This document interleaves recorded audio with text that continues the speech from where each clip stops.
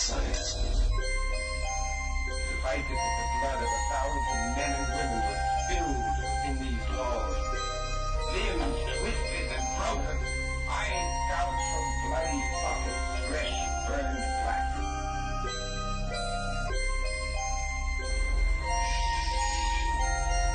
Please. Await the dead. In death, there are no accidents, no coincidences, no mishaps, and no escapes. What you have to realize is that we're all just a mouse that a cat has by the tail.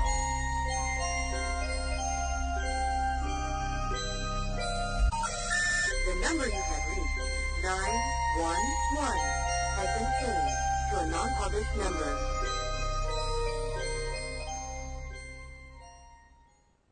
Warning, the following show contains conservative posturing, radical Christian ideas, and may offend pagans, Wiccans, Islamic fundamentalists, and other unenlightened individuals. Callers and guests may be subjected to brash and offensive comments by the hosts and any other type of bullying tactics available. But that's okay.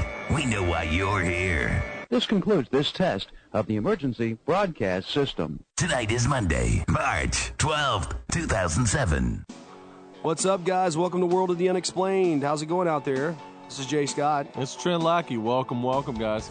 Tonight we have with us Randy Haragan. I know that it states on our site that we're going to have Dr. Raymond Moody, but that was my fault, actually. I forgot to email him a week ahead of time. You're too busy getting your head shaved and your ears pierced. I did, yeah. And so it's very rock and roll, guys. It's cool look. You know, it's one of those things. But luckily, thankfully, Randy Haragan decided to give us some of his time tonight, and he was scheduled originally for this upcoming week on the 19th. But anyway, a little bit about Randy. He's the owner and the creator of the site www.theufostore.com. I know you guys know what it is because you hear us run ads for him every single week. So you'll find like, oh, here's the guy behind this thing. So there he is. And he launched this store in 1999, and he offers UFO videos. He offers books. Just hundreds and hundreds of different types of UFO related stuff. I'm going to let him talk to you a little bit about that. But Randy, how are you tonight? And thanks for coming on the show. I'm great. Thanks, Jay. I've been waiting months to be here. It's great. Wow. Well, good. Yeah. Fantastic. Nice to be in demand. Yeah, exactly. Yeah, certainly. So tell us a little bit about your store. Well, like you said, I started it back in 1999. We offer the world's largest selection of UFO products. We kind of put an umbrella like that because when we started, it was videos and books, and then a lot of the industry migrated to T-shirts and still videos are real strong. And then the DVD came out, and the videotapes are dead, and so now we're predominantly DVDs, although we certainly have a lot of other collectibles, books, really, really hard to find unusual collectible items, as well as, just general accessories. And, we want to be a sort of a resource for the UFO community, as well as some of the other, we carry Bigfoot titles, or we carry remote viewing, or we carry other things than UFOs. But it's our mainstream. It's the backbone of our business. It's what brings people to our store. Do you carry the Major Ed Danes remote viewing? No, I'm really familiar with it. Okay. I can barely hear you. Yeah. We're having some mic issues. So Yeah, we're having a little tech diff, but anyhow, there's a new one coming out that Ed Dames is putting out that I'm gonna take a look at it probably next week, called Mind Dazzle, about remote viewing. But I don't know much more than that on it. Okay, well, that's cool. Are you? Is Ed Dames a topic of discussion for you guys at all? Sure. I mean, I hear about the controversies, and I really can't speak to them at all, except that in this arena, there's a controversy about everything. Well, yeah, that's very true. Everybody's got an opinion, and everybody thinks they have the answer. Yeah, it's kind of I don't know what the word you is. get that. Oh, yeah. And so my comment about Ed Dames' things is, from my experience, they've been very good. Okay. I don't. I don't follow him, so I don't know anything about claims or anything like that have or have not come through. But his practical training is military by nature, and my practical training is military. And so I can relate with his technique and his style, and I think he does a very good job at that. Beyond that, any of his claims and his politics, I don't really follow. Well, that's understandable. Okay, yeah, they're running Scott's mic left and right, so we're going to fix that real quick. Okay.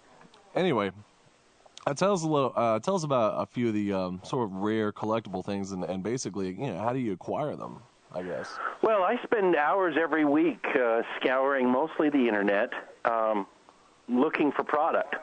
I've got links on the website at www.theufostore.com that actively, click here if you have a UFO product, because typically about half of the products that we acquire, they come to us and say, hey, look, we have, it could be, we have stamps from Moldavia or places like this, but they commemorate Roswell or they commemorate Adamski or something like that. Yeah. And it doesn't appeal to everybody, but it's amazing. It's one of the most popular products to look at on our website. Really, the Moldavian stamps. I mean, weird. We have, they come from all over Nicaragua and like I say, Moldavia and a lot of Soviet Union stuff. But to have stamps that commemorate UFO sightings or UFO people, and people just, especially if they're into the stamp world, they like to get a hold of that. And then we're like any regular store. Oh, fair enough, yeah. In that we don't have a store front. We're a catalog and internet store, but I go out there and make my best deals wholesale and find product that can sell at a retail price. Well, that's fair enough. And tell us a little bit how you got started with this. I mean, if you can. Actually, I was just like anybody else out there who goes on like eBay or something like this. I had seen some old UFO documentaries on eBay. VHSs for sale, and I dawned on me that there used to be tons of documentaries on the subject. So certainly, yeah. I went out and tried to find them. Okay. And guess what? Nobody was selling them. I mean, you catch one every now and then, but you couldn't find a good supplier for this stuff. And especially in 1999, UFOs were the second most popular subject on the internet. And so I'm looking at. What's that? Okay, good. I'm sorry. The mic just came back. Yeah, that's really great. crazy. Carry on what you're saying there. It's the second most popular subject, but you couldn't find any products. So being someone that's been involved in marketing, I looked at this and said, this is an opportunity. And I decided, I'm going to create a website that would be what I wanted. If I was looking for product, I would like to go to a website like this, and so I created it after I found suppliers and identified items, and we started with I think it was 24 products. Wow! No, the reason come a long way. The reason I was asking you about the Major Ed Danes thing was because we've actually got a copy of his remote viewing series on DVD. We're making our agnostic producer do this as a test to see if. Are you talking about the four series? Yeah. We're gonna see if Chuck can make it work. So that'd be an interesting test. Yeah. So he's gonna be trying that out, and we're having the way we got it is through Brent Miller of the Horizon Project. I know Brent. Okay, yeah, and so that's what we're going to try that out, and with Chuck, and when Brent comes back on in May, I believe we're gonna do a little test on the air and see what he can do. So that's very interesting. What do you feel about remote viewing? Do you think that it's okay? Do you think it's safe? Let's say it's safe when used with precaution. Yeah. I mean, what do you think? What do you think you're tapping into there? Are you tapping into some kind of demonic influence, possibly? I mean, I don't know. You can easily. I mean, you just like the scriptures say about inviting any of this into your mind. You have to be very, very careful and cautious, and in my opinion, prayerful about it. I can't say that it's all bad. Okay. Because one of the gifts of the Spirit is to be able to perceive, gifts of enlightenment and that sort of thing. Oh yeah. So it's not like that in and of itself that's a problem, but I would say that the path of it's one of those things where like 2% of it is probably good and positive and righteous and holy, and another 98% of it, and is not, and it's like walking a tightrope.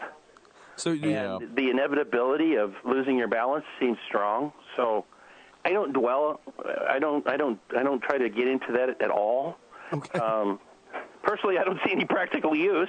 I'm kind of curious about the bar exam, but What's that? I said I'm kind of curious about the results of the bar exam. They're not going to be out until the end of March. Yeah. Well, just remote view the answers. That's what I should have done that, and I didn't. I didn't do it. I just went in cold. That would be cheating. I guess so. Well, it's okay because the answers are going to be last year's test. Yeah, you're going to remote view it, and you won't know the year. That's true. So we can laugh about remote viewing, but it's so much of the paranormal. It skirts on the edge of. It's something that Christian-based people would really need to approach with a prayerful and open eye. So much of it. Whether you're dealing with, remote viewing or even the UFO question and aliens. I mean, I don't want to jump into this heavy stuff too fast, but that's where I was going. I was going to take it. I was going to talk about the Nephilim and Genesis 6, and I wanted to see what your thoughts were on some of that stuff because I think actually my thoughts is. As you and I have talked privately about, my personal belief is that Genesis 6 is the linchpin of the understanding of the Bible in a different way. If you go back to the original text, about before they said it was the line of Seth that was mating with these women. If you took the text literally, as it was supposed to be interpreted, it's. I believe it 100%. Fallen angels mating with women, creating Nephilim who don't have the seed of Adam in them, and therefore they have an incomplete soul. I mean, they don't have their soulless. I definitely believe that. And do you think this is what? I mean, do you think this is what caused the flood? I mean, to a certain degree. Yeah, absolutely. Satan's goal was to corrupt the bloodline of Jesus. And by doing that, bringing in the Nephilim and cross-culturalizing this through marriages and things like this that are out of their tribes and that sort of a thing, it caused the Nephilim gene, we'll call it, to infiltrate and cause an impurity, except through the line of, if David is pure. And the problem was that nobody in the world was left pure in their heritage except Noah, because his bloodline had not been corrupted. So that's the reason for the flood, was to wipe out the corruption that was brought on by Satan through the Nephilim. Now, what does this have to do with some of these giants that we hear about in the Old Testament? Well, my personal opinion is that they were or were related to Nephilim. Okay. That gene was, they were not completely wiped out, and they appear even in the New Testament. So there's references to them. So they weren't completely wiped out, but the bloodline of for Jesus remained intact, and that was the point, in my opinion. Yeah. Well, kind of going on another tangent, but biblically related as well. What do you think about Ezekiel? Now, that's probably one of my favorite books in the Old Testament, but a lot of stuff in Ezekiel talks about like the four-faced cherubim and the wheels within wheels and sort of these bizarre astronomical phenomena. Do you think that was just sort of a product of, like, just, were they really visions, or was there something like tangible to it? Were these actual I think UFOs? they were my opinion is they're a vision of tangible of things. Okay. But they were described in ways that only Ezekiel could relate to. I mean, it's like imagining taking some tribesmen from the Philippines that hadn't even seen white people and setting them in front of a computer terminal, or just bring them to my home and see projection televisions or flat screen TVs or anything. I mean, this would be magic and not able to be described accurately, only described in the terms of their local environment. So I think Ezekiel's exactly the same way. He described wheels within wheels. I don't think that's literally, a 14-inch Goodyear rotating inside of a, I don't think it has to be that way. I think he's probably talking about gears or optical effects. Maybe it was circling lights. Who knows? Do you think that was a UFO? The visions were given to him, and he related them obediently, and then we read about them. I think the exactness of them is probably almost academic. So except that they're there, and that he was given the visions of this through. He actually. So now, forgive me, I'm a little rusty on my Ezekiel. Okay. So. No, that's fair. Okay. do you think what he saw was a UFO, or do you think it was something else? Yes. Okay. All right. Fair enough. I don't. He saw what God wanted him to see, and whether that was a UFO or an apparition of something, a vision of one, or maybe it was, maybe it wasn't anything at all. But it actually, I can't find any. I don't remember finding any. It's not like it's a parable. It's not like it's a riddle or a story disguised to tell the truth about something else, like Jesus would have done. So, if it wasn't a UFO, what was it? Well, that's kind of what I want to. I don't know. I think it may have been a vision of the heavenly host, but I'm not going to get into all that. Yeah. It could have been. A lot of weird stuff in that book, that's just my opinion right now, which is subject to change without notice. If you guys want to speak with us tonight and with Randy Haragan, you can give us a call here in the studio, 877-722-7382. That's 877-SCARE-YOU2, or locally, 336-996-1596. Randy Haragan is the owner of the UFOstore.com. I know you're probably sick of hearing his ads play. You hear it so much. Don't say that. No, we run it every week, and that's great. It's a real honor to have you on this show to talk about some of this stuff. Oh yeah, I mean, and there's lots of new titles that have been released that are worth discussion tonight. Okay. Well, and it's not just subject matters, but there's also when someone says, "I want to see what's the latest information." I mean, I have documentaries out there that are the latest information. For the longest time, we were sitting in a black hole waiting for productions to actually occur, and all we had was mediocre things from the early 90s on DVD. Now, what got you interested in this, Randy? Have you yourself ever seen a UFO? Yes, but it's not what started me. Okay. So my interest was purely casual. Okay. Ever since, I think it started when I was about 12, reading.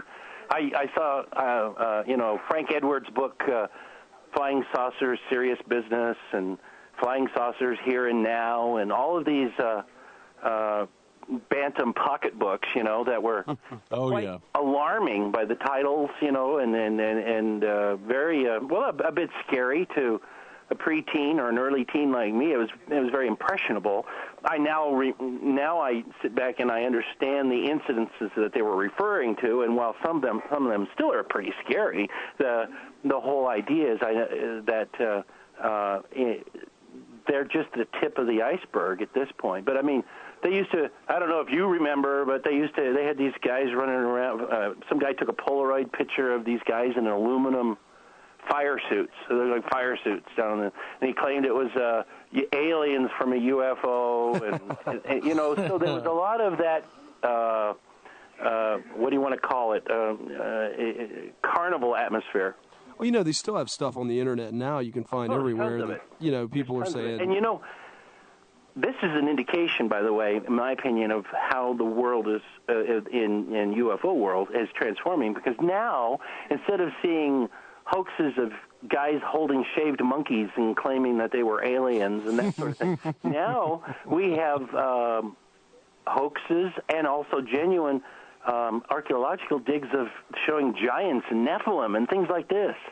And some of those are hoaxed, but it just shows you where people's minds are going now. In the 60s, nobody would have thought that they needed to hoax a Nephilim find. Yeah, it's true. But now they do.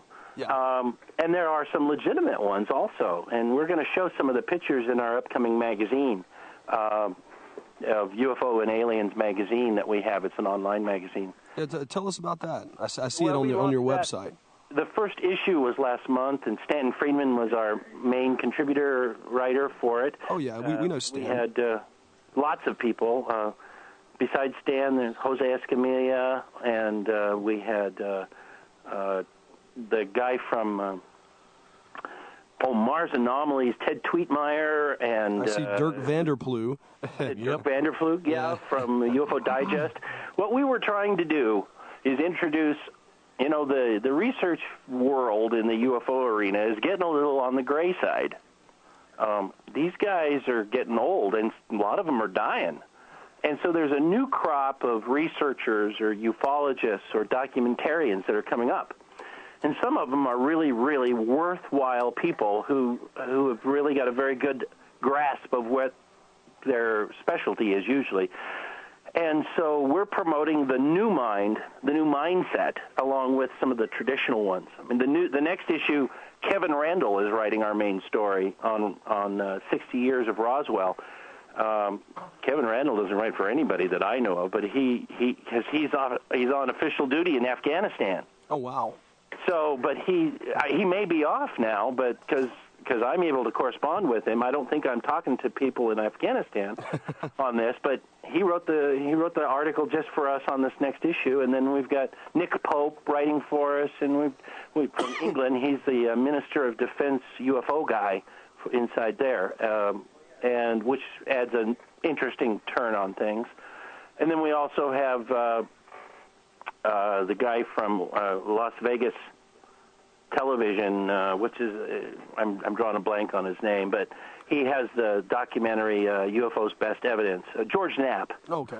George Knapp, who also is writing on like the Skinwalkers Ranch and I mean, very, very good writing. And so we've got great articles, and it's just a dream that I've wanted to have, because my goal is to show all of the facets of the UFO arena, but I'm constantly trying to interject that the bigger picture here is not about UFOs and aliens, but Christ and the connection. And that, although in the UFO arena is not universally accepted, it is the fastest growing segment that want to understand the UFO Bible connection. Whether it's Nephilim in Genesis 6, or whether it's what Jesus said the whole time about the great deception, and he said, just as the days of Noah. Well, we're back to the days of Noah on the Genesis 6, and what was the issue of the days of Noah? Well, you've got the Nephilim and the that's right, and the corruption of the bloodline. Yeah. And so, just as the days of Noah, the great deception, it will be here and performing miracles and visions of light and beauty that are masquerades. So, what do you think? What do you think about this? We here in North Carolina, and this is something I think I may have mentioned this to you. I don't know if I did or not, but we've had recently this strange UFO flaps all around the Charlotte area. And so much so, in fact, that one of the on the front page of the Charlotte Observer a few weeks ago, we actually had a picture of one of these supposed UFOs. And I think all this is going on all over the country right now. It just seems like it's increased. Well, there is a lot of activity, but I don't know about the specifics of your area. What was the UFO like?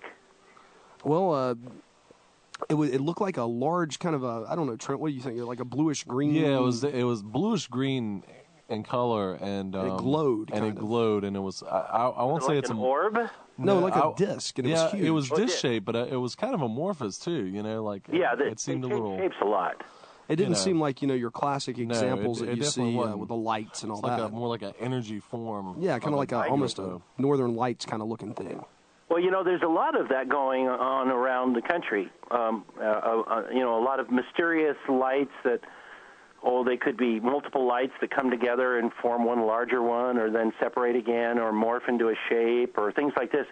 So there's a lot of these, let's call them transdimensional UFOs. And then there's also the ones that are firm, solid, metallic-looking classic discs, like the one that happened at O'Hare Airport right at the end of the year. That there's still a big controversy about that. But do you know about that? Yeah, we'd heard about it. It was pretty big news for a while. Oh yeah. It's just gotten crazier and crazier. Listen, well, it's still the number one story for the Chicago Times. Oh yeah, website. Well, let me. We're gonna have to take a short break, Randy. I'm sorry if you'll just hang tight with us for a little bit. Happy to do it. We'll be right back with Randy Haragan here on World of the Unexplained. The numbers are 877. Every Halloween at midnight, the devil simultaneously appears in two places: the high plains of India and a quiet cemetery in Kansas. It's November 2nd, the Day of the Dead. Two federal marshals report to the small town of Shinbone, Kansas, moments after a tornado warning, to transport a prisoner with no past, no identity. He is known only as Sin Jin Smith.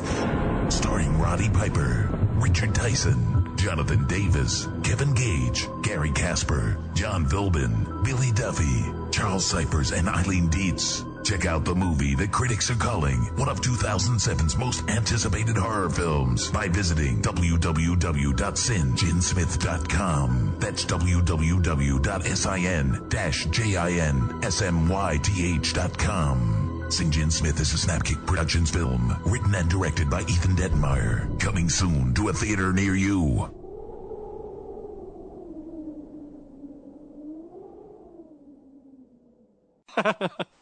And we're back. World of the Unexplained. That was just totally. That was awful. Yeah, it was. All right. We're just going to keep that an inside joke between us here. I think we will. All right. Laughing smugly amongst ourselves. Anyway. We're here with Randy Haragan tonight from the UFOstore.com. Give us a call, guys. 1-877-722-7382. That's 1-877-SCARE-YOU-TOO. The local number is 336-996-1596. And if your phone's shy, you can always put a message in the chat room. But we really want you to call, actually. Yeah, so. And apparently one of our streams is down tonight. The Paranormal show is playing. We were informed by Rich Anders, who just called in and let us know that. So I don't know. Unfortunately, I don't know what the deal is with that. It could be the new time change. Yeah, blame Congress and Benjamin Franklin. Yes, we will. Inventing those things. Anyway. So... Yeah, exactly. They'll come in an hour late. And that was Who the is secret this? of the universe. And exactly. Anyway. Yeah. So, and I don't know what's going on with KWSS tonight because they're not playing this either. They're playing some kind of music or something. I don't know. I'm going to have to talk to Frank. Franklin. I have to talk to Frank. It could be that. It could be the hour thing there because we're not getting picked up. Totally. We usually run live. In they Scottsdale, Arizona. Just shouldn't have messed with it, honestly. They should have left it be. Yeah, I don't know. Yeah. They should have left it alone. I mean, we're out of sync with the rest of the Western Hemisphere, for Pete's sake. Anyway, Randy, have you got that code up yet? I do. Okay, great. Randy is offering you guys a special deal if you're listening to this show, either live or via podcast later on. If you use this code, promotion code, which is WOTU, WOTU, that's W-O, not a zero, but the letter O, T as in Ted, U, so it's saying, get it, guys, WOTU, World of the Unexplained, get it? Yeah. So anyway, if you use that special promotional code on his website at the UFOstore.com, what he's going to do is he's going to give you $10 off any purchase you make there between now and March 31st, 2007, $10 off any purchase you make there by using that code of $20 or more. Blammo, right there. So that's a great deal. You can pick up a $20 book for $10 because of this promotion. And we have things that we have, like the magazine I was referring to earlier is $1.95. Wow. Okay. So I mean, and we sell we offer PDF versions of UFO magazine and Atlantis Rising magazine and New Archaeology Review magazine and UFOs and Aliens magazine. So you can go there and download those. Those run anywhere from $1.95 to $2.95 a piece. And download the first issue of UFOs and Aliens magazine was 80 pages. Wow. And it was solid of just things, current reports, current photos, and then various subjects that we deal with, everything from Nephilim to UFO science and Stanton Friedman's articles, things like this. It's Can they subscribe to this magazine for a year? These are standalones. They come out only as we can, so they're not even like a monthly issue. So you just buy them when you want them, $1.95. So it's pretty inexpensive. It's our thought process here is we kind of make it like Wrigley's chewing gum at the checkout stand.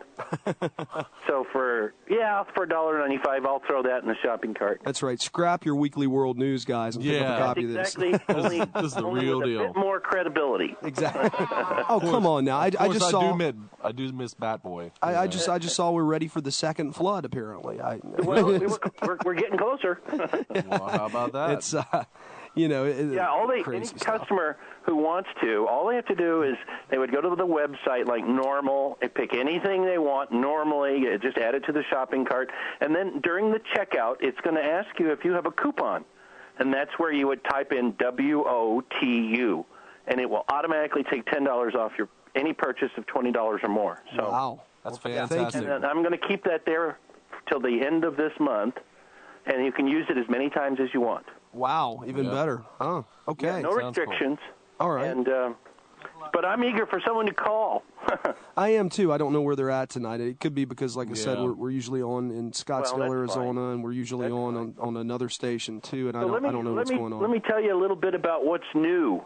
Sure, let's hear it. They just had what would be the equivalent of the Academy Awards.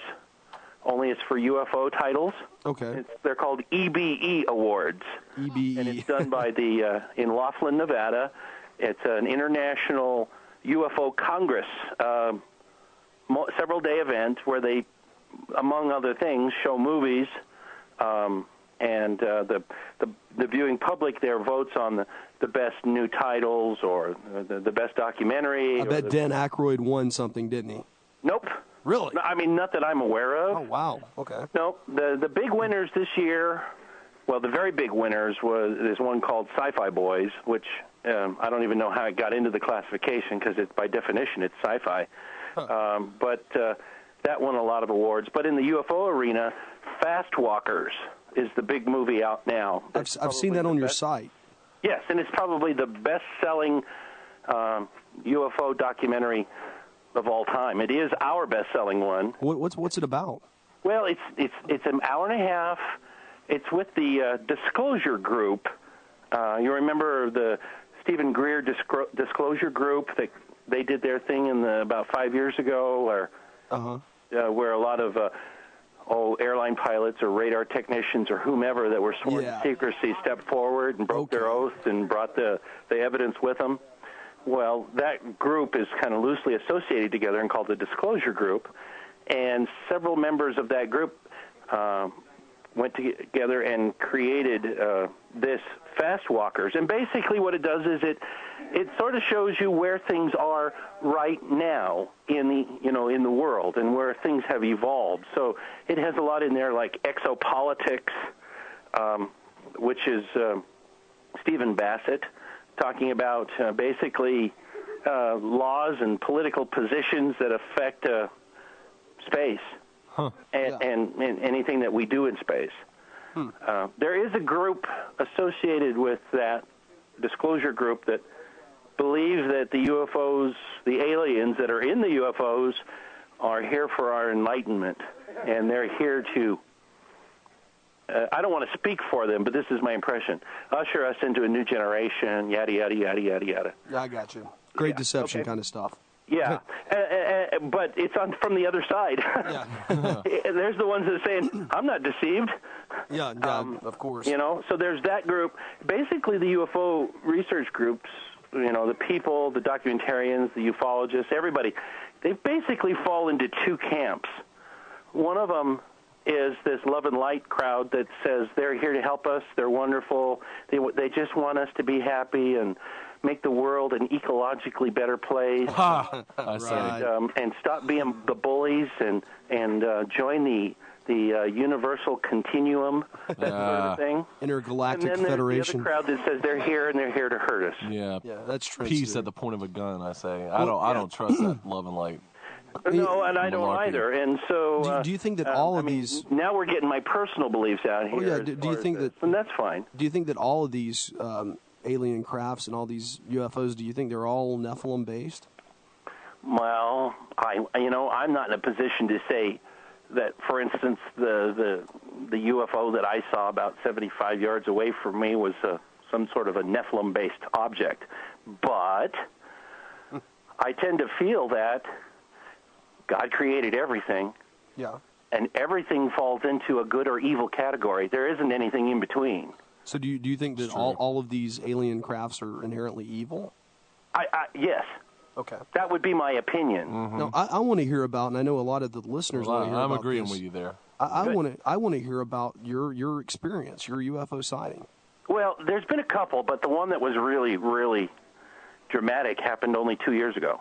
Okay. And you see, we used to be based in Portland, Oregon, and that's a metropolitan area. Well, that's Clyde, the Clyde Lewis territory, right? Yeah. Yeah. Yep. I know. You know Clyde? I'm a personal friend of Clyde. Yeah, Yep. Clyde's. I haven't seen Clyde in a long time. Is he still doing his radio show?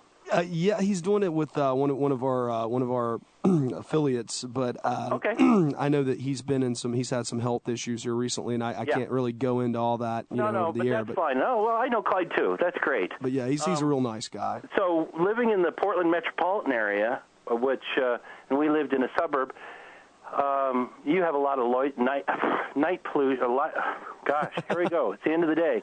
I've been Light pollution. Noise pollution and light pollution. Yeah. Okay. And although the noise isn't so significant, but the light pollution was far greater than people who live in the cities actually realize. We then moved to the Idaho-Oregon border 3 years ago. Okay. So we're in the high desert, clear skies, bright stars like you cannot believe the patterns. So given that premise, we're in a position now where we see things in a much easier manner. And we have more intent. My wife, Vicki, and I, we go out and we sit in the swing in the evenings and we look, we watch. We just sit and look. Okay, so we're sitting there in the swing, looking out the west direction from my home, and it was summer, and we had a particularly dense cloud cover that was only maybe 200 feet up. It was very dense, but it caused this ceiling to be very low. A little unusual, but not so much for a hot summer day. And we were sitting in the swing in the twilight and waiting for the stars to basically start coming out, if they were going to. And all of a sudden, we see a flash appear directly in front of us, moving from our left to our right, and it happens so fast that the mind registers falling star. Okay. Something light moving that fast. But by the time I got my mind wrapped around what we were actually looking at, it wasn't a falling star or shooting star.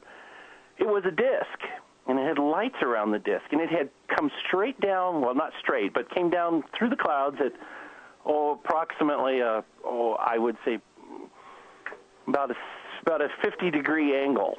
And it came down and pulled up. It came down to about 50 feet off the ground, pulled up, and not even a hesitation, shot out the horizon, and I'm looking right at it as it does it, and it goes out, and it does a Z pattern immediately, left, right, left. Oh man! And no hesitation, and then shot up and was gone out of sight. I mean, we're talking quite a distance now, and the whole thing probably took 3 seconds, and it was about a 35 to 50 foot craft, solid metal, ring of lights around it. A typical disc with a center dome area, So it was quite impressive to me to have seen it and then to see it fly off and do a classic not able to be withstand by humans maneuver, where it shot out and did this Z pattern with no loss of momentum. I mean, it was a very radical motion that would have killed any human occupant if it was some sort of a terrestrial vehicle. Oh yeah. So it was completely silent, and both of us happened to be looking in the same direction at the same time, and we both watched it. Wow, that's pretty amazing. My wife has seen many UFOs, even when we lived in the Portland area, but she's given to vision of, she has seen angels and things like this. So I often think that God allows people to see things more than maybe somebody else, like myself. I wasn't seeing anything.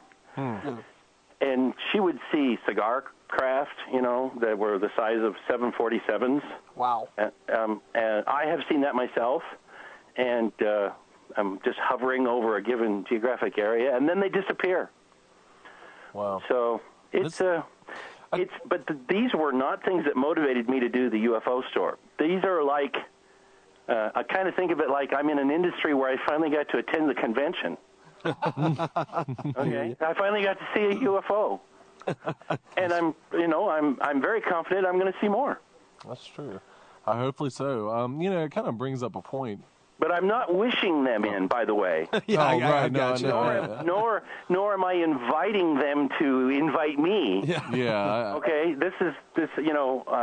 If any event should have ever occurred like that, you claim the blood of Jesus, and they'll leave you alone. And there's lots of documented reports of that. People who were abducted routinely and then came to know Christ as their personal Savior and called on Him at that point, and their abductions stop. Well, that seems like proof to me that these things are evil inherently. They are related, absolutely. Yeah. That's my opinion. That's kind of interesting too. I mean, a lot of UFO sightings. A pretty common one is that you see this craft with lights and so on and so forth. And then other times you see, I've read reports of, they're just kind of staring up at the stars, and all of a sudden the stars start winking out, and then they realize, oh my gosh, the reason why they're winking out is because there's this huge thing flying over our heads, and it begs to wonder, these are extra-dimensional, interplanetary, incredibly advanced spacecraft. They could just as easily fly around without the lights off. With the lights off, and nobody would ever realize that they're there, so... That's true. As a matter of fact... It makes you wonder, They're finding now that they're there, and we don't see them. Yeah. And that they're being videotaped with infrared now. And the infrared cameras can pick them up broad daylight. And they've done side-by-side cameras. Standard, regular, what you would normally use, and then infrared sort of night vision on the camera, but it's taken at daytime, and they pan over this area, and the regular camera doesn't see anything, but the infrared sees the UFO just hovering. It's very interesting. I mean, it really is. I mean, it almost makes you wonder, like, really how many actual craft are flying around at any given time. Well, have you seen the STS-75 shuttle mission, where the tether incident, where this I don't know how long it was, miles-long tether, electrical tether, was drifting out in space and statically charged, so it glowed. And then as they zoom in to look at this, and they know how many nautical miles they are away from it, and so we have they know the length of the tether, so we have very fixed distances, dimensions, and then they zoom in, and it looks like an aquarium out there of UFOs swimming around this tether in front of it and behind it. And it makes the UFOs behind it several miles wide. And they're swimming around like an aquarium.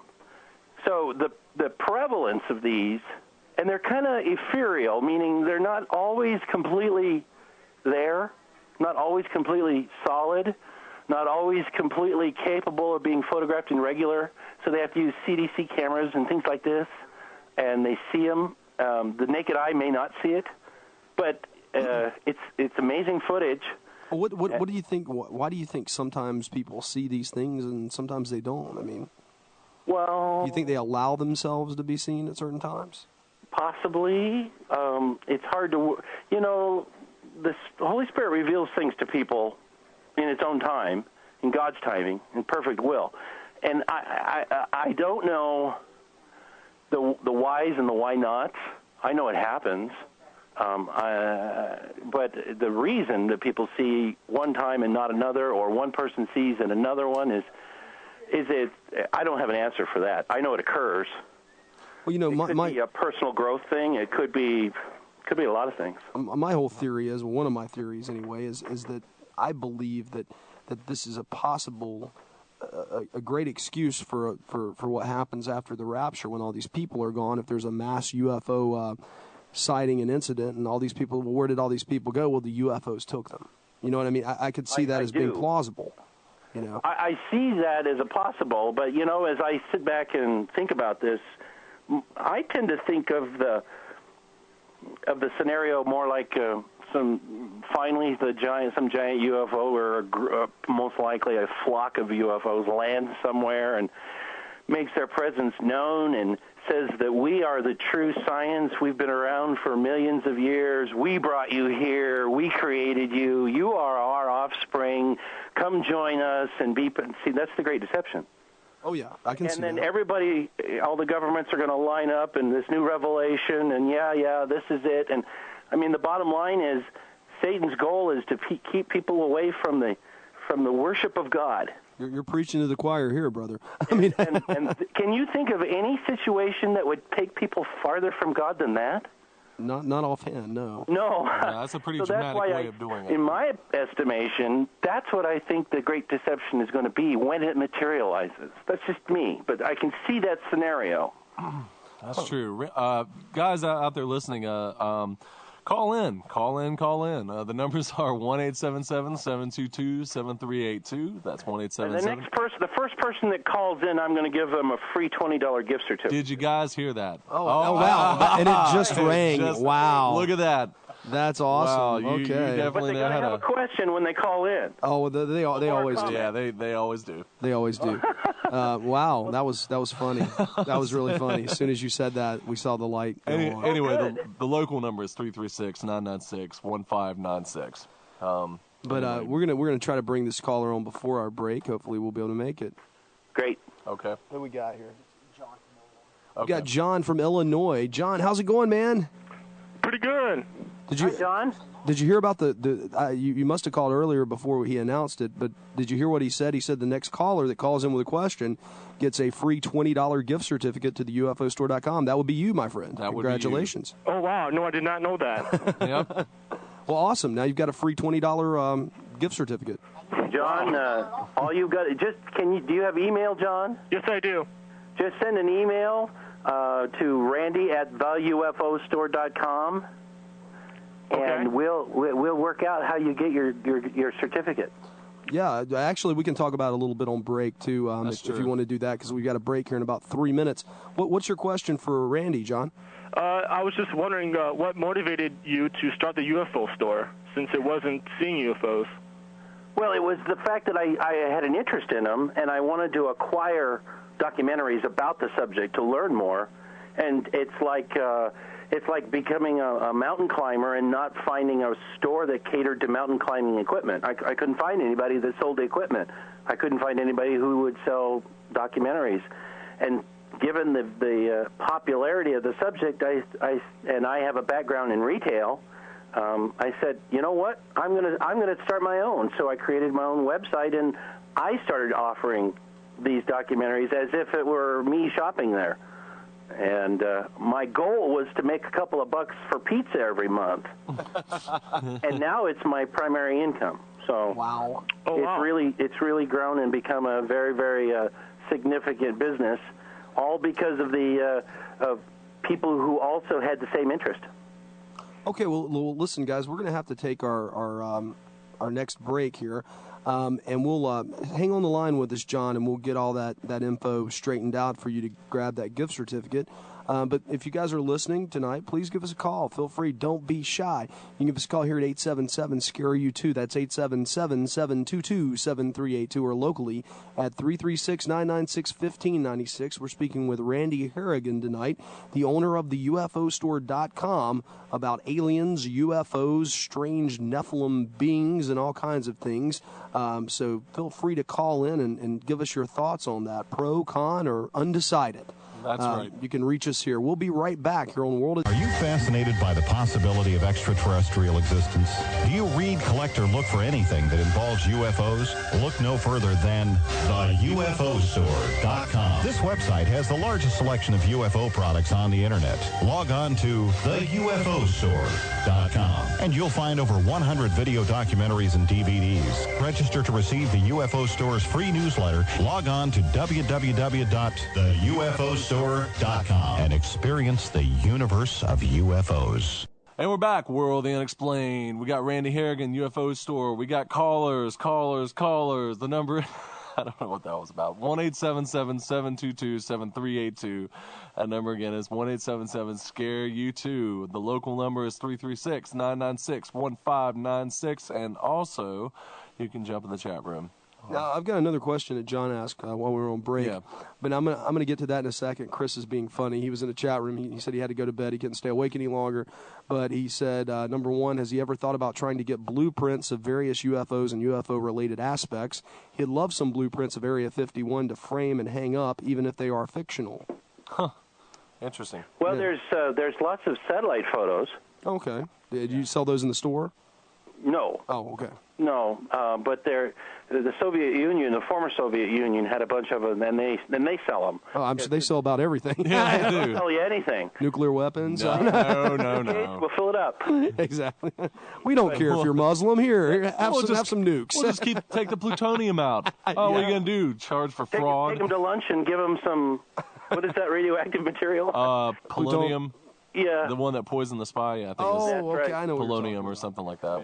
But as far as blueprints of UFOs, I mean, the only ones that exist that have any knowledge of were the ones that Bob Lazar claimed to have seen, and which is the Sportster model, and then there's also the Nazi UFOs, it's the Honeyboos, like the Boxster by Porsche, but different. But yeah, your Porsche is a direct descendant, of the Sportster. Yeah, Nazi. Wait a minute, Nazi UFOs. Yeah, that's what he said. Huh. Well, you know, Ferdinand Porsche designed a lot of the Nazi equipment. Oh wow, I didn't know that. Sure. You didn't know that? No, I didn't know that. BMW. Oh yeah, a lot of the major main battle tanks. That's the reason they break down all the time. That's the reason they break down all the time. I tell you what, I had nothing but bad luck. They had to withdraw them. I had nothing but bad luck from my old ones. Yeah, it's a bit of a money pit. It was, man. It's a beautiful car, but man, you gotta have cash. Anyhow, it's there. So the blueprints are not. Nobody's ever commercially produced blueprints because, frankly, it's like posters, and there wouldn't be much market. I mean, if you're not selling 10,000 of them, you're not selling enough of them. Yeah, that's true. To make it cost effective. So we have to. We're a small company. We have to. You can still be the biggest in the world and still be a small company when it comes to some kind of the subject matter like UFOs. Oh yeah, I can understand. So we do what we can. If there was somebody commercially offering that, we'd probably sell it.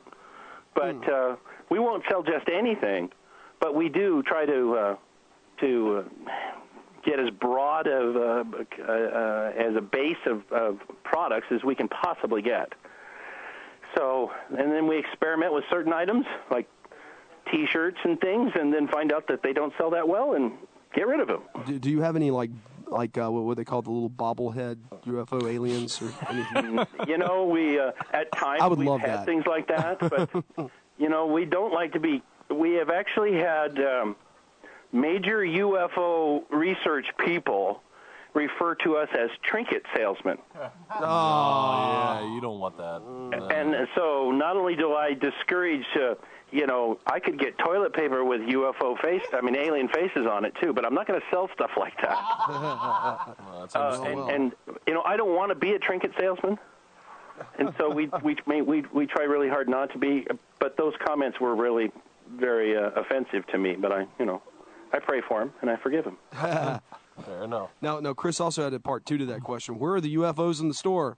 It's a UFO store, but I can't find any UFOs for sale. I'm looking for something that seats 4, gets good fuel efficiency, and can do 0 to light speed in about an hour. We have a low mileage model. We have a low mileage model that's Alpha Centauri 1, but it's here. You have to travel to Baker City, Oregon. Oh, well. Well, that's the only way you can test drive it. I see. Oh, I see. Anyway, Chris was just joking around, but thank you. Let's see here. John's question. That's what I was getting to. Yeah, and he asked you before, while we were on the break, he asked, is there life on Mars? Yeah, he wanted to know if there's life on Mars or any of the planets in our solar system. And my opinion is not now. There are tons of ruins on Mars. And while the NASA and JPL and places like that don't want to show you those pictures, they exist. And they don't exist they're not just the Richard Hoaglands of the world. They exist from many, many researchers. And there are some absolutely dramatic, I defy someone to sit down and explain not one shape that appears to be artificial, but hundreds in one location where all you have to prove is one of them is artificial. And we're talking about ruins that show flying buttresses and inverted domes and stair steps and mining facilities. And if you went to our website and you looked at a video called Project Red Star, Martian Genesis, it's done by Stuart Best. Do you know Stuart Best? I do not. No. Oh, he's got a significant Christian mission, witness going on with his videos. Even though they deal with things like ruins on Mars or global climatic changes or things like this, everything is done from the Christian perspective, and we sell many of his films. And the one in particular I was referring to is called Project Red Star Martian Genesis. In fact, Martian Genesis 2, the number 2 is coming out supposedly this month. And this is where they looked at, the first one, they looked at it must be 8 different structures in one little community that they found that they named Tithonia. Huh. It's if you go to the website, you'll see pictures of this. It's really, really dramatic. So, in answer of John's question, is there life? Well, if they're on Mars, they're hiding really well. But they've sure left their, they sure left their footprint, so to speak. I've got a question for you. Go ahead, Trent. Is it about the smokestacks? That's where I was going. Yeah. Oh yeah, well, on the moon. Yeah, you go ahead. You familiar with that? What do you think that is?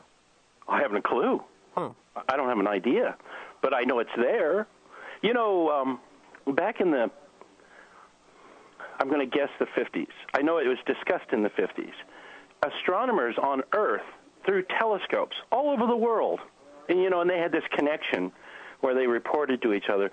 They watched the building of a bridge on the moon, connecting a chasm from one point to the other. And they watched this bridge being built over a period of months. And then it was there, and then it was gone. Huh. And this is documented. It's in the Donald Kehoe books. It's in the Frank Edwards books of the day. These were world-famous astronomers documenting this. So that is really weird. And that's on our moon. It is. Yeah. I'd never even heard that either. And when was this? Well, I'd have to do some research to give you the exact date. Yeah, generally. But generally, it was discussed in the 50s. Wow. Donald Kehoe's books first started appearing in 1951, 1953, 1957, 1960, and it's discussed in, I don't remember which one, but I think it's called Flying Saucers Are Real. I think that's the one that discussed it, but I may be wrong. And then it's also in the Frank Edwards books, Flying Saucer Serious Business.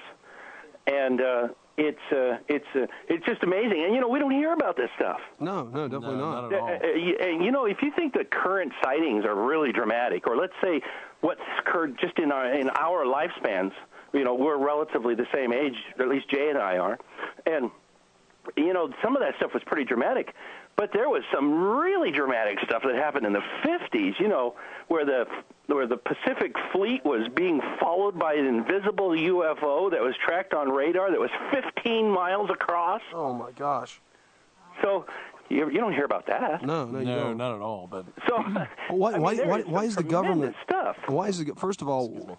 First of all, let me make this statement, and that again is that if you're tuning in late, Randy has offered to all of our listeners until March 31st, 2007, $10 off any purchase of $20 or more from the UFOstore.com. And all you have to do is type in the code. When you go to the checkout, it'll ask you if you have any coupons, and you type in WOTU, that's WOTU, stands for World of the Unexplained, and he's going to give you $10 off your purchase. And one of the things I wanted to mention here that I found really interesting is that you have on CD that you sell at your store 10,000 pages of UFO documents, all generated by the government and released by the FBI, the NSA, the CIA, and the armed forces on identifying flying objects. I thought that was a really cool Oh, yeah. Now, product. some of it is controversial because it's like Majestic 12 is in there, for instance, and some of those, there's a dispute about the provenance of those because they refer to the Majestic 12 group, or the controlling 12 people who are the elite government, that basically the government that controls our government, kind of a thing. Kind of like the Illuminati or something. Yeah. Well, it's not presented in that positioning because they very well may be. I can't speak to them personally, but we're talking about scientists and authors. There was a clergyman that was on there. There was and then the guys that founded, some of the founders of the CIA and that sort of thing. So it was these are notable people. These are not secret people. These are not people you couldn't find out about. It's not like a super secret organization. They denied participation, but their names are very well associated with it. So we've only got a few more minutes to be here with you tonight, and then the last half hour we're gonna chat about all kinds of blatant self-promotional stuff, but and take calls. But if you guys want to talk to Randy, give us a call here now. He's only going to be with us for a few more minutes, so give us a call here now at 877-722-7382, 877-SCARE-U2, or locally 336-996-1596. Time is running out. Time is running out. And I want to invite your listeners, if they can't do it tonight, call me. Our number is at the top of every page. The very top, it says order/fax line. Yeah. And the number is 541-523-2630. And I usually answer the phone. Yes, he does. Call Randy. You could get your discount at that time if you want to place an order on something. If you have a question, if you're looking for a product, if you have a product that you think would be good for our store. Oh, yeah, definitely. Call me. I'm very accessible. Okay. Well, there's another thing I wanted just to ask before, unless someone calls in, but that is, why do you think that the government is keeping all this such a big secret and denying all these things? Well, because they've got nowhere to go. If they tell the truth, then what they do is reveal that they're not in control. So, and that they're keeping secrets. Yeah, it's all a power thing. Yeah. Because if they give it up, then no one will be looking to them for being decisive on, anything, especially militarily, because we can't control them. They operate at will. Well, not only that, have you ever seen pictures of, about cattle mutilations, right? Oh, yeah. Yeah. Okay. And you see what they do to the cattle when they find them. Half their lip is gone, and their tongue, and an eye, and an ear, and normally their rectum is cored out, and their sexual organs have been lasered, and things like this. Have you guys ever seen the pictures of that when it was done on a human? No. Well, I have. They're out there. There have been human mutilations. Oh, that's wonderful. Love and light guys that will say they're here to help us. Yeah. All I got to do is show them those pictures and say, which part of this is a help to us? Is this the love or is it the light? And this guy here, he looks like he needs a lot of help. Well, he doesn't need it anymore because obviously he was dead. Wow. But everything that's done to cattle was done. This guy, the most famous one, there have been many, but the most famous one, I believe, is in Brazil, but South America. And there are all you have to do is go to a Google search engine, or let me tell you, the new search engine is called UFO Crawler, and it is designed for the paranormal. So if you want to go in there and type human mutilation, and you'll find these pictures on various websites with the stories surrounding them. And it's very graphic. It's horrific, the pictures. But I just wanted people to understand that I firmly believe what I believe. And the reason I believe it is things just like these pictures show. Yeah. This is not opinion. This is not somebody's brother's, barber's, aunt's story. Okay? You're looking at documented police photos of this. Awful. Well, Dee had a question real quick. Do you think some of our technology has come from aliens? Absolutely. Yeah. Fiber optics, the transistor. A lot of people argue about things like the transistor and the microprocessor and whether or not, the Bell Labs will maintain that they had the whole thing going on. But, it's awfully coincidental that all of these things appeared in 1947, by the way. All at the same time. Yeah. Yeah, immediately after the Roswell crash. And the dissemination, if you believe Philip Corso's book, The Day After Roswell, where he was in charge of foreign technologies for Eisenhower and the Pentagon. Have you ever thought about maybe the relationship between that date, 1947, at Roswell, and the relationship to, Israel becoming a nation in 48? Well, I don't know about any direct relationship. I mean, that must have been pretty exciting times, though. Oh, yeah, definitely. People didn't realize 47 was significant because nobody knew outside of the military community about the crash, and it wasn't until the 70s and Stanton Friedman unearthed the Roswell thing at all. Yeah. So dealing with Jesse Marcel Sr. Yes. So that's pretty dramatic. And, Jay, since I don't have a whole lot of time, I wanted to let your listeners know many of them or some of them may have been involved. We used to have UFODVD.com, which was like a Netflix operation for rental, where people could go in and rent the movies instead of buying them. Oh, yeah. We had mentioned that. Yeah, definitely. Yeah. Tell us about that. Well, we've shut down the rental operation because the post office, the U.S. Post Office, is not particularly reliable. I hope there aren't any letter carriers out there that take offense. It's the government conspiracy, man. It's UFOs. The government conspiracy. We had a 12% loss. We'll take that. Everything that went out the door was 12% of it we never heard from again. Man. So we have a new system. High. There's a new paranormal network that will be broadcasting in July. And I am the director of acquisitions for the new project. So the new movies that will be on this network, and it will be an internet-based, watch it from your computer or with a very inexpensive device. It can be shown on your television. So this is like an on-demand kind of video? It'll be an on-demand, and it's going to have not only the best of documentaries, it's going to have stuff that's available nowhere else that I can't talk about it now because it's too secret. I gotcha. But they are. I don't want to sound like the secret community, but you have to protect yourself. I understand. And we're talking about lots of projects that are potentially very dramatic. So watch for that. They can always check our website at the UFO store. We're going to have to have you. Excuse me. We're going to have you back on when that gets anytime. out and open. Yeah, schedule me. It's going to be in July, so schedule for me if you want. Yeah, that'd be great. I know you booked quite a bit out. I think we're booking for June right now, actually. Are you? Yeah. Yep. Well, June would be good. Okay.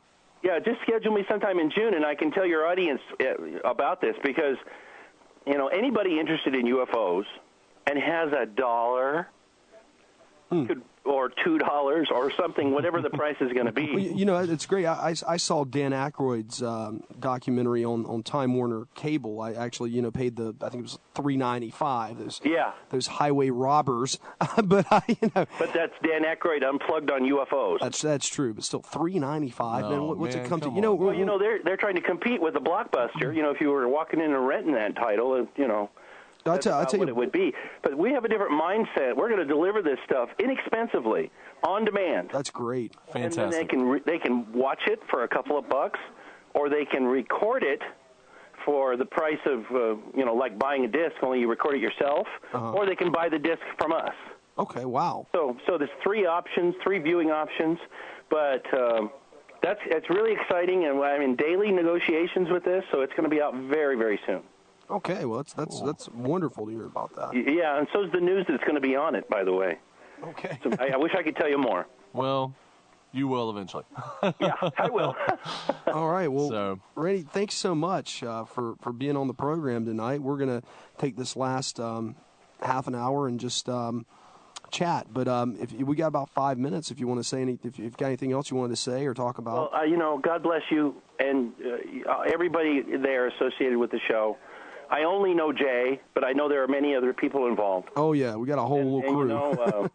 I've got your banner on every page on my store, and I want people to know about your radio show, but just to know that you guys are really good people, and I'm associated with a lot of places that aren't. Oh, except for Chuck. So you guys really should. Yeah. He's the only one. He's the agnostic, so we're not going to include him. Oh, there's an agnostic? Can I talk? My producer. Yeah. You want to talk to him? Well, I'll just pray for him. Okay, that's what we do every day. So, yeah, we're going to try to have him remote. Do you believe in UFOs? Oh yeah, definitely hardcore. He's one of these Trek. He's one of these. Talk about where they come from. He's one of these Trekkie nuts, man. Yeah. Oh, me too. He's actually sat in the chair. What is it? The Captain Kirk chair chair from the original series. He's actually sat in it. Was that at Vegas or where was it? It was in Washington D.C. at the Smithsonian. Oh, really? Yeah. Smithsonian. Yeah. Well, that's great. They let you do that there? No, he probably jumped the rail. Yeah. If you're a true Trekkie fan, you'll do it. The last time I was at the Smithsonian, right next to the sign that says "Do not pass this point." Exactly, yeah. Because as I say, the last time I was there, you couldn't touch anything. So so you're basically the things you do for your fandom, eh, Chuck? Anyway. Well, Randy, thank you so much for coming on the show. God bless you, and guys. And we hope to hear from you soon. Fantastic. And like I say, anybody listening who wants to call me, we're 8:30 to 5 Pacific time, Monday through Friday. Give me a call. If you want to ask me a question, talk about stuff, I'm here. One thing I've always got is an opinion. So do we. Even if I've got to make it up, I'll give you an opinion. That's just, I just speak from my heart and shoot from the hip. I hear you. Yeah, that's a good way to go. You guys. Oh yeah. Oh yeah. Yeah, that's depends on the night and the guest. Yeah, that's there true. You go. But thank you so much for coming on the show tonight. All right, guys. Take care. Have a great night, and thanks to everybody listening. All right, thank you. See you, Randy. Take care. And that was Mr. Randy Haragan, the UFOstore.com. That was pretty cool of him to give the listeners a discount like just that. like that, blam. Yeah. That's the second time I've used And then blam. to give the free $20 to John, man. Wow. That was really cool. That's cool. John called in before he announced that. Yeah, I thought he did because that happened too quick. Yeah. I was like, man, there's no way they could have speed dialed that faster than that. So it was very cool. He's a nice guy, Randy is. Yeah, I hate that we only had one caller, but hey, it happens. Things are weird. Nie buvujete. I'm sorry. Exactly. That's just what I was gonna say. Yeah. Yeah. Nie buvujete. Anyway, okay, let's. You want to do that last break, or you just want to? What, Scott? Yeah. No, it's asking what happened to Raymond Moody, and I'll just address that real quick. We had a scheduling conflict, or actually, he had a scheduling conflict because, well, usually I email the guests about a week in advance and give them a heads up, and I told them I was going to do that, and I forgot, and yeah, it's my fault. Yeah, so we're going to try to have him back on next Monday night, though, because that's why I took Randy off and put him up there, and luckily he was good enough to be able to show up tonight for us. But hopefully next week, and obviously just watch the website, and you'll see some developments there on the front page once we find out who's going to be on next week. Yeah. So until then, we'll just kind of keep it there. Okay. Yeah, let's go ahead and take that last break. Guys, call in. Open lines. Talk about whatever. That's it. Trent, give a number. 1-877-722-7382, or the local number is 336-996-1596. That number again is 1-877-722-7382 or 336-996-1596. Aren't I nice? I said it twice. And we're back, World of the Unexplained. Give us a call. It's open lines. We're just going to chat and talk about crazy whatever for the next little bit. We had Randy Haragan on earlier, theufostore.com. Yeah, excuse me. He's a great guy. Really cool guy. Fun. Don't mention that coupon thing again. If you order anything of $20 or more, and you type in the code WOTU, WOTU for World of the Unexplained. Yep. You get the purchase, you get a $10 off. $10 discount up to the 31st of this month. Yeah. 2007. Yeah, right. 2007. Okay. So what do you want to talk about, Scott? I want to talk about the Paranormal Cruise that's upcoming in October. Why don't we? We will. We're going on a paranormal cruise with Joshua P. Warren and the Lemur team, and we'd like for you to join us. And the tickets are only $599 per person. That includes all taxes and port fees, I believe. 5-day cruise. We're going to Bermuda, man. Yeah, Bermuda Triangle. We're going through that, and we're going to the Bahamas. Yeah. Come on, pretty mama. Exactly. Key Largo, Montego. Baby. Why don't we go? Yeah. Anyway. Yeah, we are going. And we want you to come with us. So go to paranormalcruise.com, get your tickets there, talk to the travel agent, tell her you're with World of the Unexplained, and you'll get that discount and special price. Oh, it'll be fun. It will be. Yeah. So I'm curious. I haven't checked to see how many we've actually sold. Hopefully we've sold a bunch because I don't want to be there, alone. That's a big ship, We need a big party. That's true. That is true, yeah. But and you get to see Trent eat again there. He's one of the few guys I know that when he eats, he's kind of like me. He eats fast sometimes, and it's like he's eating like a larger animal is chasing him. So it's a good thing to watch. And yeah, I'm glad I can entertain Trent, Chuck, D, me. It'll be fun. Call us up here. Anything you want to talk about, UFO related or not, 877-SCARE-YOU-2, 336-996-1596. But wait, isn't there something else that you want to talk about, Scott? There is, and it's the Out of Darkness Tour. www.outofdarknesstour.com. We're going to have John Zaffis, Bill Schneblin, the ex-vampire. Al Prophet. Dr. Alvin Prophet. Excuse me, I don't know why I always want to say Alan. I just do. Dr. Al Prophet. We're going to have to get him on here. Yeah, we know him as Al. Yeah, why don't we get old? We need to get him on here sometime soon, and maybe next week if this doesn't work out on the reschedule. But Dr. Al Prophet, Laura Moon from Full Moon Radio, Teresa Bain, the author of Actual Factual Dracula. We actually have a story about that. Me and Dee went down to the StellarCon convention. That was some strange stuff. Anyway, we went down there. Those are fun, man. StellarCon is always fun. I thought it was a little strange, but these guys like it. Any of your boys? I don't know, Chuck. Probably. I'm sure my contacts. I'm sure they probably were. And anyway, we checked that out. Then we passed out a bunch of flyers, gave some to Terry. She's going to take them to some other cons she's going to as well. And the ticket prices, guys, are really, really inexpensive. It's only $50 for the whole day, and we're talking about an action-packed, probably 12-hour day here of speeches and presentations by everyone involved. And then, that's followed by a dinner with us all if you buy the VIP ticket, which is only $75. Now, the catch is, which is a steal. Yes, D, you're correct. The catch is, though, that we have to sell at least 25 tickets to have this thing. And so far, we haven't made that quota. And we're going to, I'm putting the cutoff date as April, the end of April. I think, what's the last day of April this year? Do you guys know? 30th, maybe? Yeah. Okay, well, that's going to be the cutoff day because I have to sign contracts by that point in time, and I'm not going to cover the cost of this whole thing myself.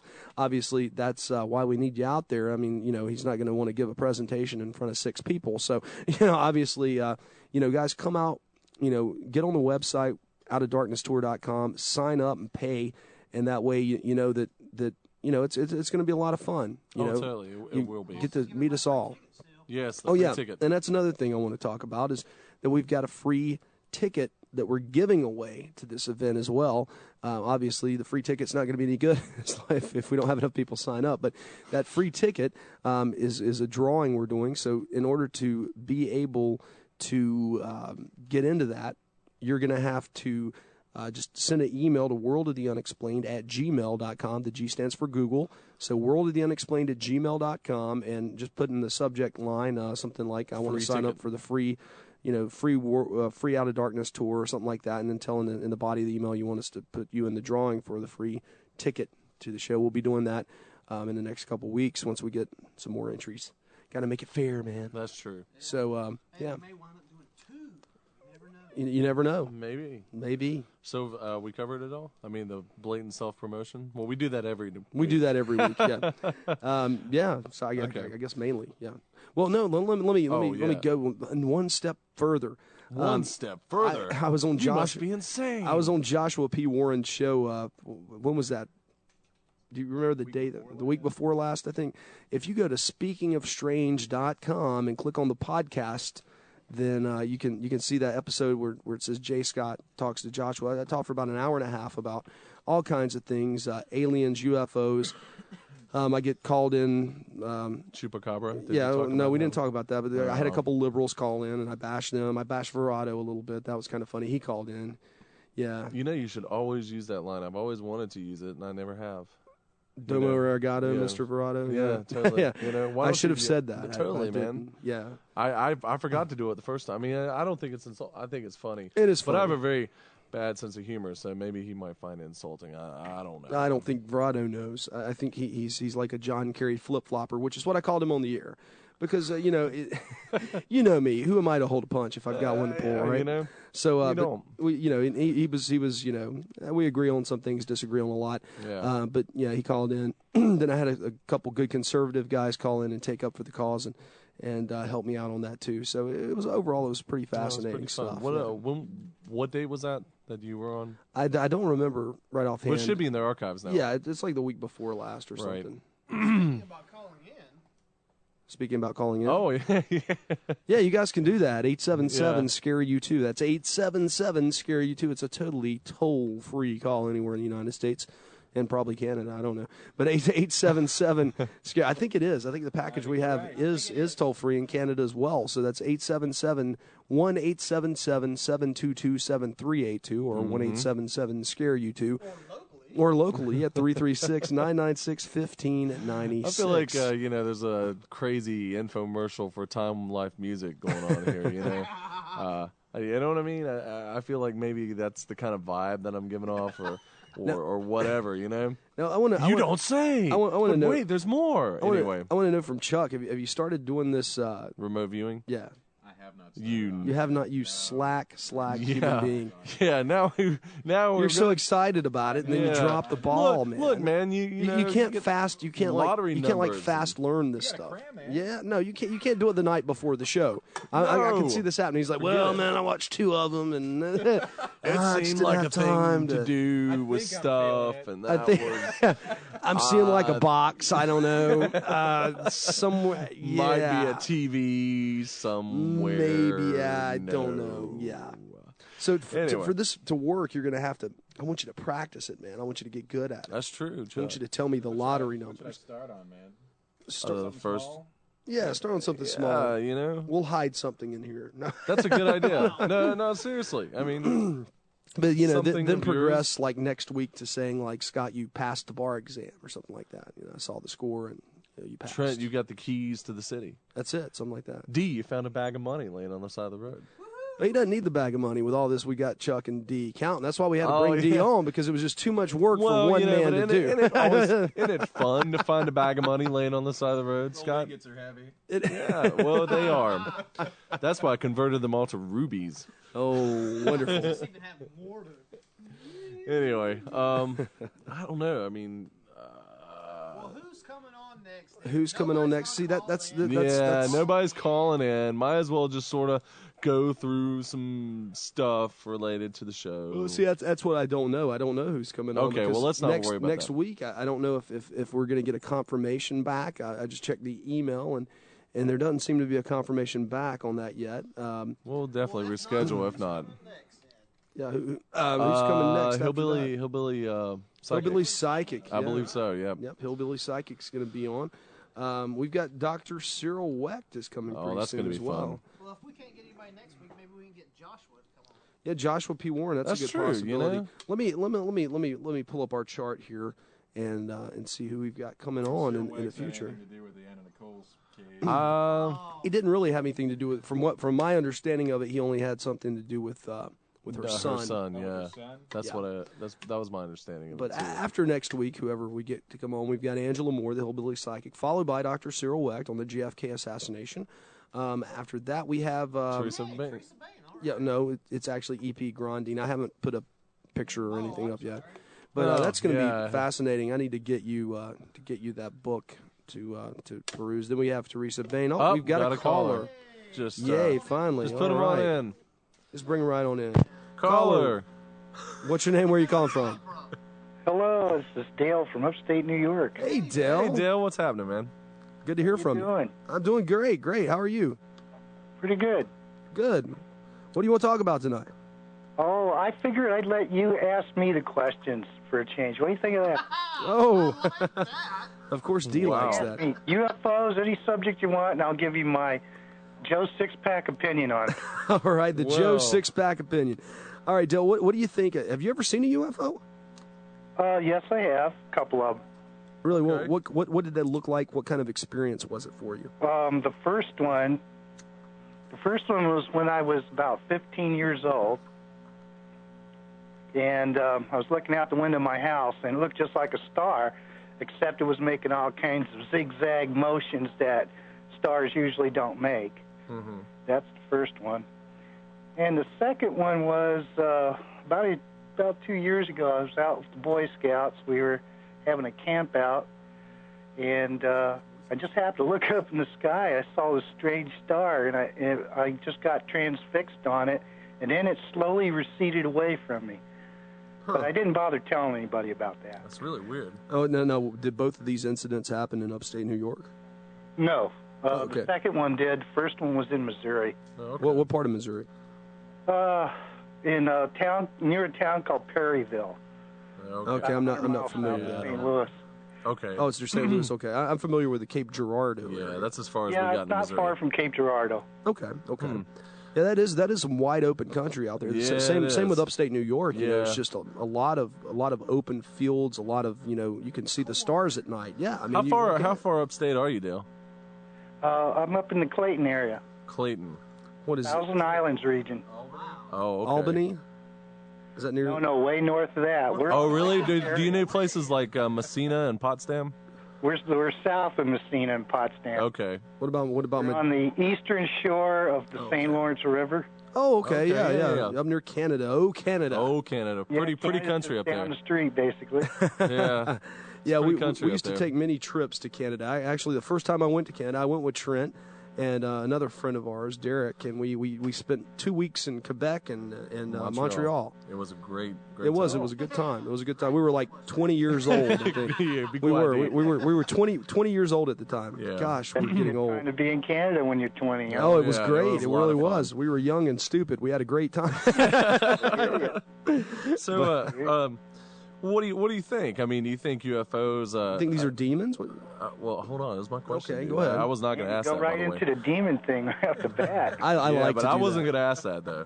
Go ahead, Trent. Anyway, I mean, do you think they're always physical from another planet, or do you think they're interdimensional? Do you think they come from different time periods? I mean, what do you think?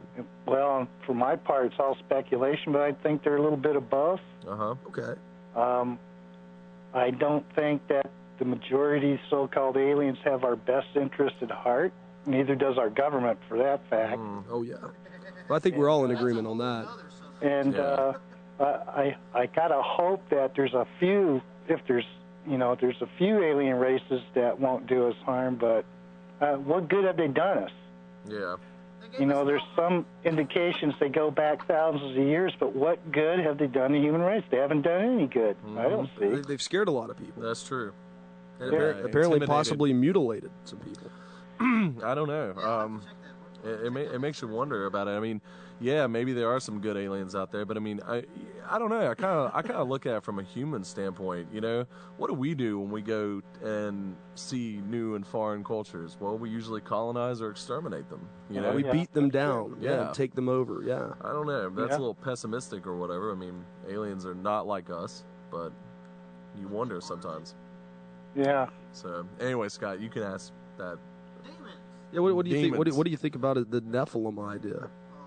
Oh, I have noticed. I don't know why, but it seems like the Nephilim's in the like you guys, the paranormal circuit. It's all of a sudden it's big business now. I mean, everybody's talking about it. And we would like to think that we started them talking about it, but we know that's probably wrong. Yeah. Well, you guys are in on the discussion anyway. I think. Well, I've heard some interviews from other people on other shows that have some pretty good information. They have found some fossils, but they keep, if you turn them over to the Smithsonian, they put them in the vault downstairs. Nobody ever gets to see them. Yeah, where they keep the Ark of the Covenant. Well, all that stuff. The Smithsonian can't keep anything. Where's JFK's brain? Okay, Yeah. they lose everything. It's I don't somewhere. know. Well, they haven't lost it. They just forgot they had it. Yeah, and with all the other stuff they've got, I don't know. The Ark of the Covenant. That's an interesting question. I think it's below the Temple Mount. Really? I think if it's still here, I think it's still under the Temple Mount in a chamber that hasn't been discovered, or I'm with you on that, Dale. Or nobody's allowing access to it, because I heard a story not so long ago that certain archaeologists had almost got to it, or got to the general area where it was supposed to be, but the powers that be that control the Dome of the Rock or whatever put a stop to it somehow. I don't know all the details.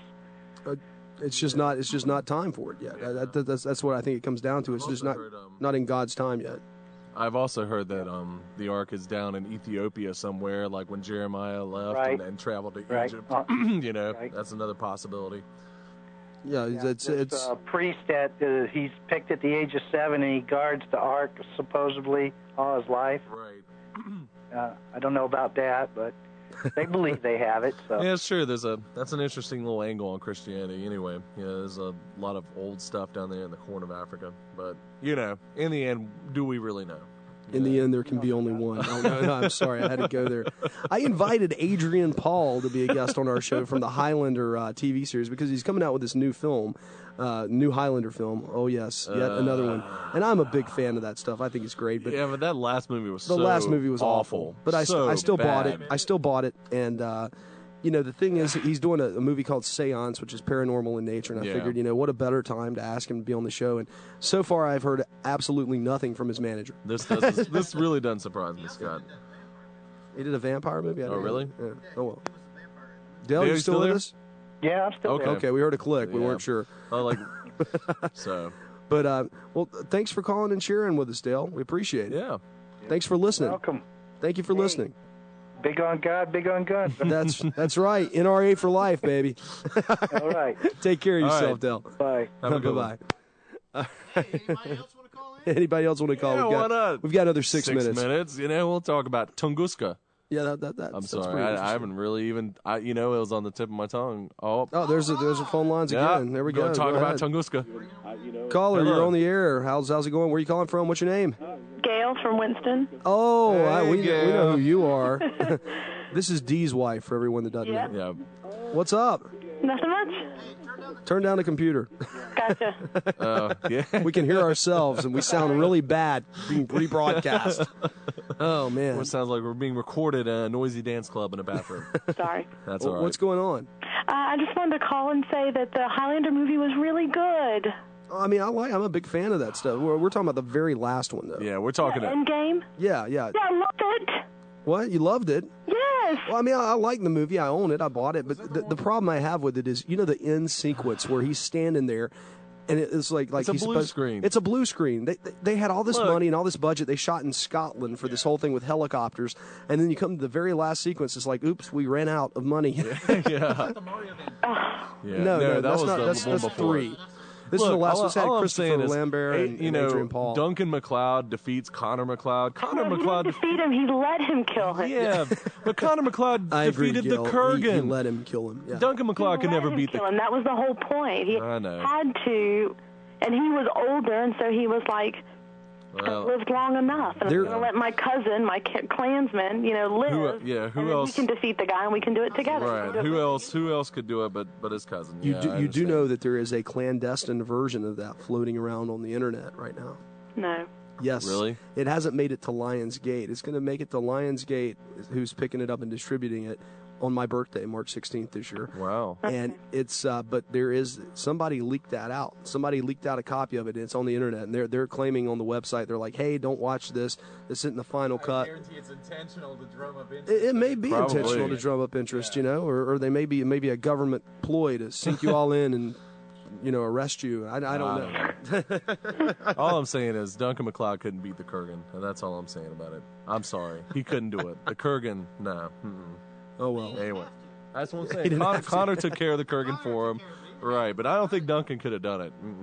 Anyway, but that's just my whole point. I don't know if you watched the TV show. Duncan killed 2 of the 4 horsemen of the apocalypse. I know. Yeah, that's true. I have all of them. Mythos apparently was one of them. I have all of those on DVD. We do too. Yeah, I had them all on video cassette before. It made me so mad. I spent $150 on each of those 7 seasons on video, and then they came out the DVD.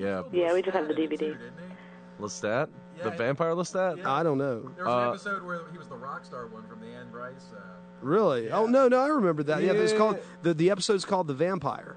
Yeah, it's good because he used this like little tool to drink their blood with. Right. Yeah. I remember that one. That was a pretty good one. It was a good episode. Yeah, good episode. Well, Gail, we got 2 minutes, so I'm gonna have to let you go. You want to say anything to Dee? No, that's it. Okay. Thanks for calling, Gail. Thanks, Gail. Bye. Bye. All right, now we're going to play some music. Yep, wrap this it's thing really up. just the same kind of music we play all the time. It's the same song, but it's made by Chuck. We like repetition. Yeah, don't be bashing my public domain. It's called Ready to Rock. Isn't that the name of it? Ready to Rock? Sounds good to me, man. That sounds Listen like to that reverb on that snare. Check it out. Yeah. Okay, that enough fooling around. I like the pianos though. I really do. The ding ding ding. That's really cool. It's really cool. You need to get another one out there, Chuck. All right, next week we don't know. But you'll know as soon as we know. Well, probably after we know, because obviously you got to put it on the site. Right. Anyway, next week we're not sure, but we'll get back to you on that soon. And then a week after that, Hillbilly Psychic Angela Moore, the only true psychic that believes her powers derived from God that I've met and been right on so many things. It was a really horrifying experience. That'll be a lot of fun. And then Cyril Wecht after that? Yep. Okay. So I guess that's pretty much going to wrap things up tonight here at World the Unexplained. Thanks for listening to this impromptu and kind of strange and weird show that we had like tonight. it. We like it a lot. Yeah. This is Jay Scott, your only JD DJ on Planet Paranormal, Omni Sound Radio 1, Karma Cast, Woe 2. That's KWSS, Robin Valley. You're just burning those seconds up, right, Scott? Fox 101. There's a number of other The End out there, and No Quality. Yeah, thanks to all you people, and go ahead, Trent. Okay, this is Trent Lackey. We're coming to you from Kernersville, North Carolina, a small town where we talk about big things. Short pause, building. Chuck! Yeah.